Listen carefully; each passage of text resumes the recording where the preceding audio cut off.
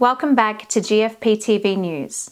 Tariffs and trade wars are back in the spotlight, and once again, the world is watching how America handles its economic power. Tariffs shape everything from the price of groceries to cars to American jobs, and when the US makes a move, global markets react instantly.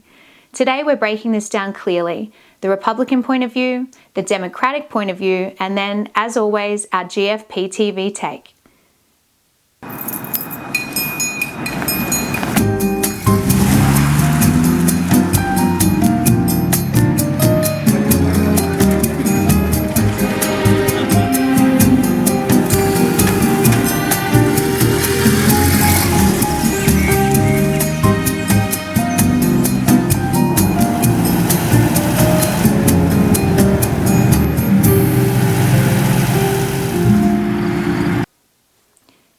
Democrats argue that tariffs often hit consumers the hardest. From the left's perspective, tariffs raise prices on everyday goods. Businesses pass those costs down, and trade wars create instability for global markets. They say America should focus on trade partnership, fair deal agreements, innovation, and helping workers transition to new industries. It's clear Donald Trump's sabotaging our economy. He's sending healthcare costs through the roof. Americans are sick of his failures, which brings us to the work of Congress this month. It's less than 20 calendar days when government funding runs out, and a shutdown will happen if nothing is done. How Congress proceeds is up to our Republican colleagues. They are in charge. They run the House, they run the Senate, they have the presidency. Well, if our Republican colleagues know what's good for the country and good for them, they'll realize that they should no longer remain aboard this sinking ship that Trump is commanding. The greater danger that they will face is sinking with this ship.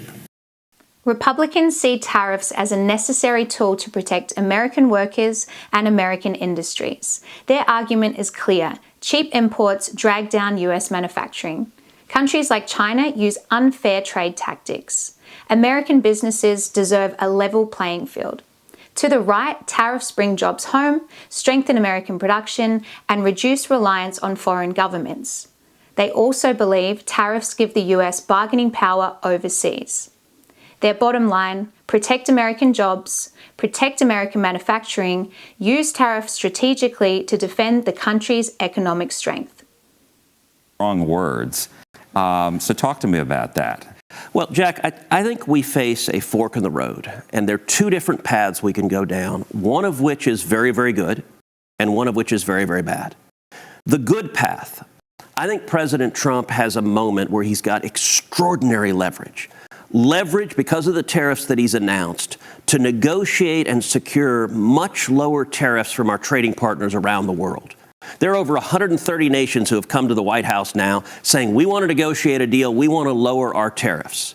And President Trump, if he negotiates lower tariff rates with all our trading partners, that will be an historic win for Texas and for the whole country. And so I am urging him energetically, go down that road, and that would be a massive economic victory President Trump could deliver.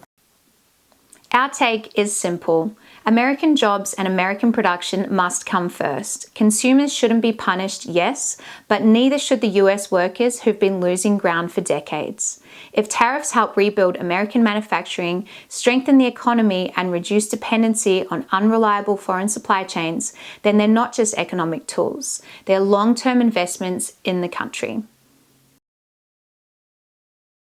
Money the U.S. was making from tariffs when President Trump took office for the second time. And this is how much the country is making now. You know, we're finding hundreds of billions of dollars of cash is pouring into our country now. He's right. The U.S. is making quite a bit of money. Thanks for tuning in to Gfptv News. I'm Moniqque Dignan-Smith, and I'll see you in our next report.